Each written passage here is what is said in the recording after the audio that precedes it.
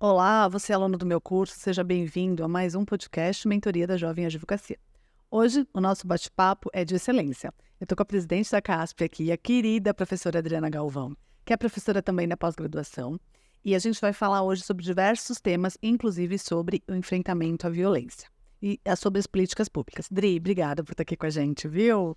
É sempre um prazer. Eu falo que, assim, o meu curso é a casa da gente e é uma alegria poder estar aqui com vocês, falando sobre aquilo que a gente tem aí como foco, como meta, que é discutir um pouquinho essa questão da pauta da mulher, né, Cris? Eu acho que é importante até para a jovem advocacia que acompanha essa mentoria, para que elas possam, né, as mulheres jovens advogadas que estão iniciando a carreira aí nos concursos públicos, entender que essa área também de direitos da mulher é uma área de atuação, né, vasta e uma área super importante. Então, a gente acabou de dar uma aula aí sobre políticas públicas, voltadas também para a questão de liderança, de participação das mulheres em espaços, né, de poder.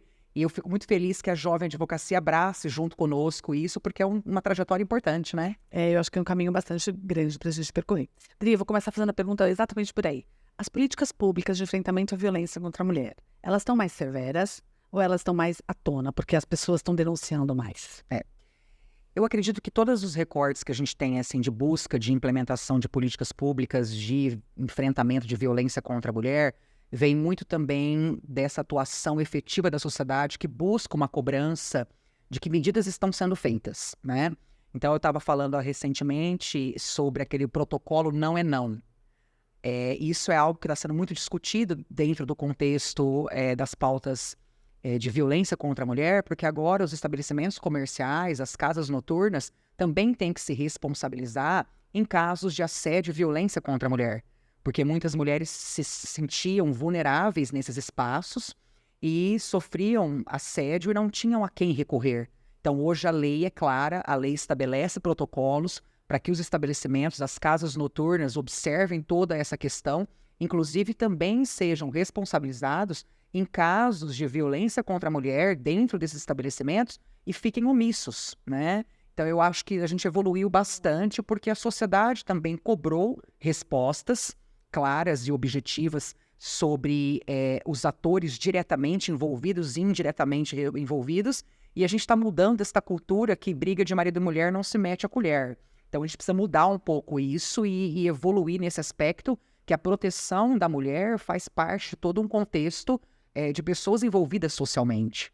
Isso é bastante bacana. Então, você está dizendo que os estabelecimentos no qual a mulher pode vir a ser assediada, ele também vai ser responsabilizado, porque de fato não deu subsídios suficientes para essa defesa, né? Existem protocolos, até de questões que envolvem treinamento com as pessoas que trabalham nesses estabelecimentos, para que, se eles tomarem conhecimento sobre casos de violência, que eles tenham uma atenção específica, os cartazes informativos de que o estabelecimento respeita as mulheres para evitar o assédio, que o não é não. Então, assim, tudo isso a gente parte de uma divisão de responsabilidades, porque a legislação está ali, mas se nós não tivermos também as redes de apoio, nós não conseguimos efetivar essas políticas que estão aí para serem cumpridas, né? É importante a gente até realçar que esse protocolo de não é não teve muita força, né, da Alessandra Calabrese, da Sandra Jardim, que são professoras do meu curso, e Maíra Cardoso. Elas estiveram aqui conosco, viu? A gente fez podcast com elas. Essas meninas foram, assim, muito firmes na atuação, inclusive trabalharam muito junto aos sindicatos de bares e restaurantes. A Alessandra também fez um trabalho muito efetivo nisso, porque são mulheres advogadas que trabalham muito essa pauta também, né? Isso é bastante importante. Idri, agora eu queria entender um pouquinho como você, enquanto presidente da CASP, enxerga em São Paulo, porque São Paulo capital tem uma diferença do São Paulo interior. E como que é a gente traz à tona, como que a gente fica sabendo dessas questões de violência? É maior, é em menor grau ou é menos denunciado? Eu acho que nós temos algumas questões culturais e regionais que sempre estão presentes na pauta quando a gente discute a questão da mulher, né, e gênero, recortes de raça, recortes interseccionais de questões de diversidade. É lógico que nos grandes centros você acaba trazendo uma massificação maior de pessoas que estão sujeitas a essas vulnerabilidades e que precisam ser tratadas dentro do seu contexto macro. Mas quando nós falamos, às vezes, da questão do interior, a gente também precisa verificar se todas essas redes de apoio estão presentes no interior também, né? Hoje nós tivemos uma mudança legislativa e a lei estabelece que as delegacias de defesa da mulher devem funcionar de modo ininterrupto, inclusive aos sábados, domingos e feriados, porque antes não funcionava, né? E a incidência de violência contra a mulher acontece muito aos finais de semana. Então, quando você discute que existem cidades que não ainda têm uma violência grande, cidades menores, e que não possuem delegacias especializadas, esta é uma realidade. Então, talvez nos grandes centros você encontre um aparato mais próximo de você para ter aí um atendimento, mas quando você migra para centros melhores, a lei estabelece que deveria existir as delegacias especializadas, mas não existe.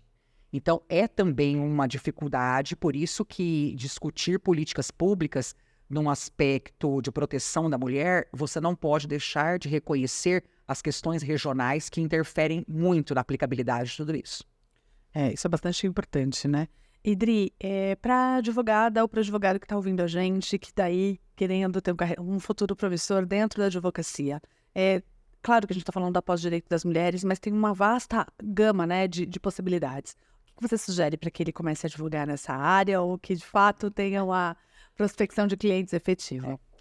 Eu sempre dou um exemplo, assim, de vida, e eu gosto muito de falar com os meus alunos sobre isso. Eu sou professora há 22 anos, e logo quando eu comecei a minha trajetória como professora, me surgiu a oportunidade de trabalhar com a pauta dos direitos das diversidades.